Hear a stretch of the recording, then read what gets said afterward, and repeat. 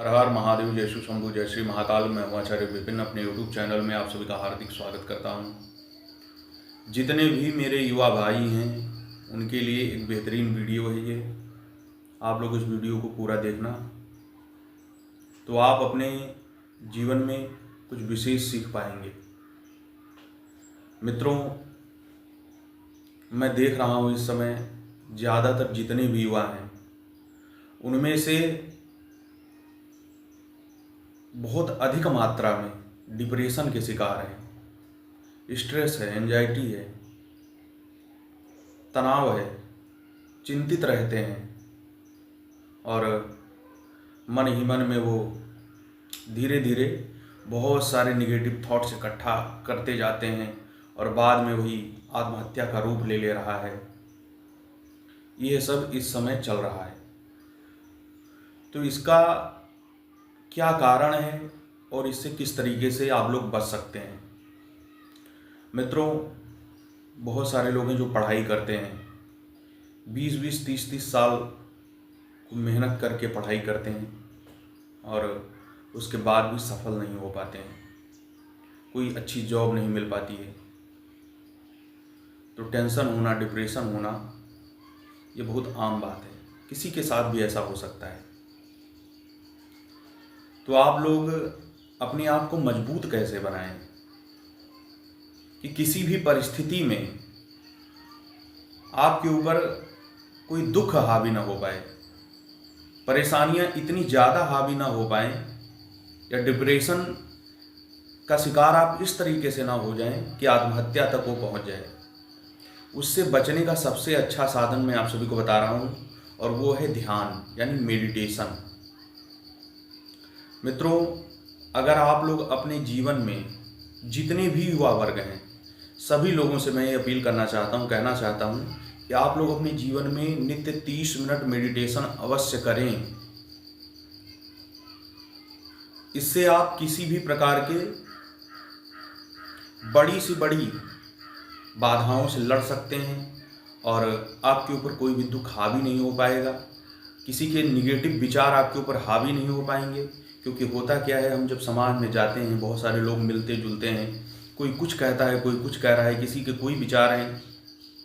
तो आप जो दिन भर में जो इकट्ठा करते हैं, जो सुनते रहते हैं, ऐसा मत सोचिए कि ये उड़ जाता है। ये आपके अंदर में स्टोर हो जाता है।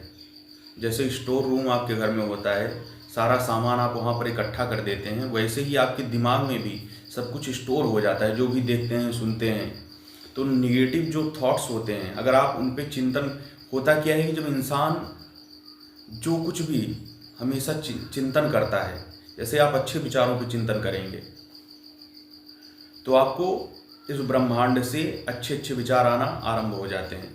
अगर आप निगेटिव थॉट्स में जाना स्टार्ट किए, जहाँ आपके ऊपर निगेटिव विचार हावी हुआ, त्यों ही आपके पास बहुत सारे निगेटिव विचारों का एकदम तांता लग जाएगा।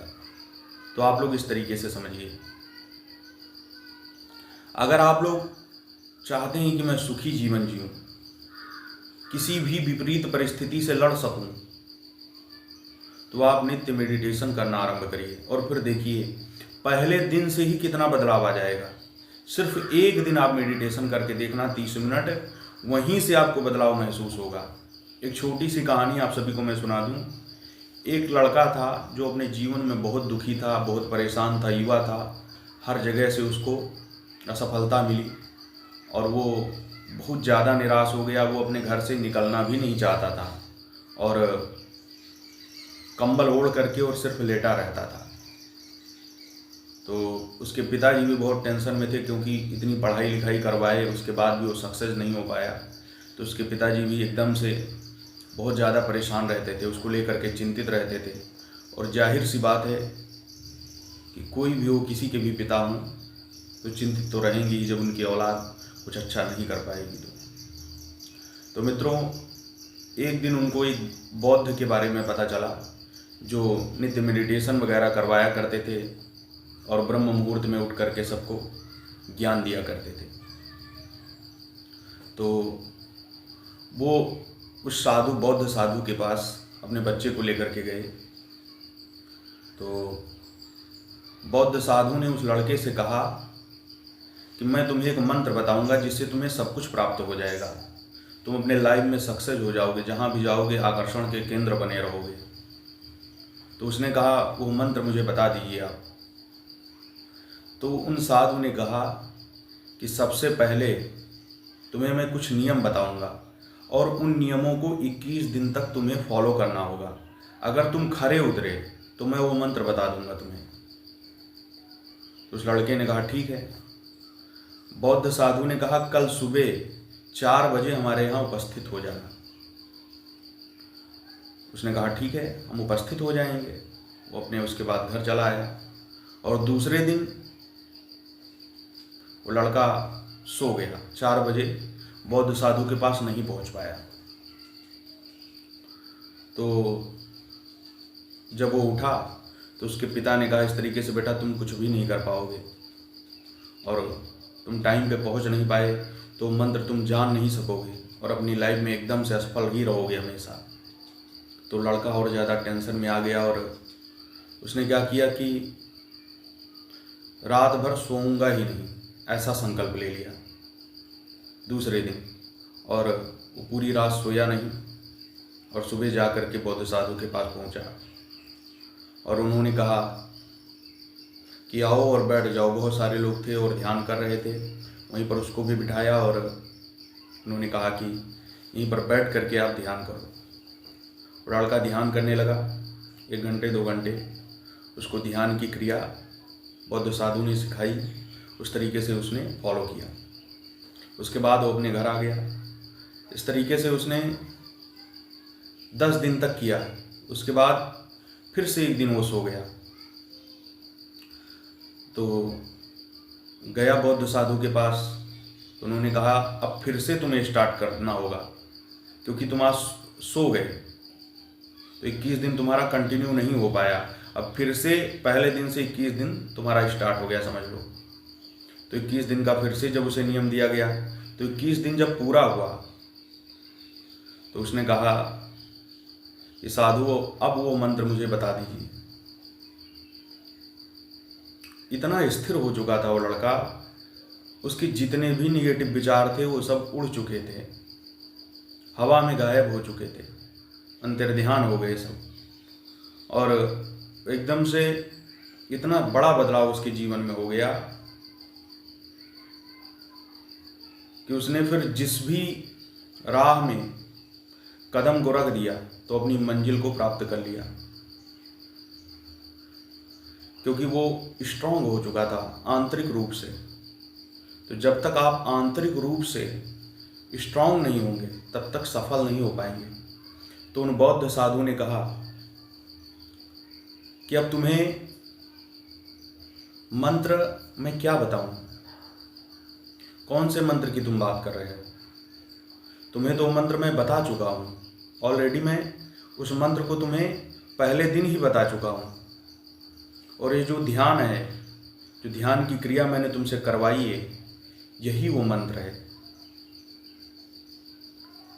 तो लड़का समझ गया और वो इतना स्थिर हो चुका था, इतना इंटरनली रूप से मजबूत हो चुका था कि उसने अपने जो साधु थे उनको प्रणाम किया, अपने गुरु को प्रणाम किया और उसके बाद वो इतना स्ट्रांग हो गया कि अपने लाइफ में हर जगह सक्सेस ही प्राप्त करता चला गया।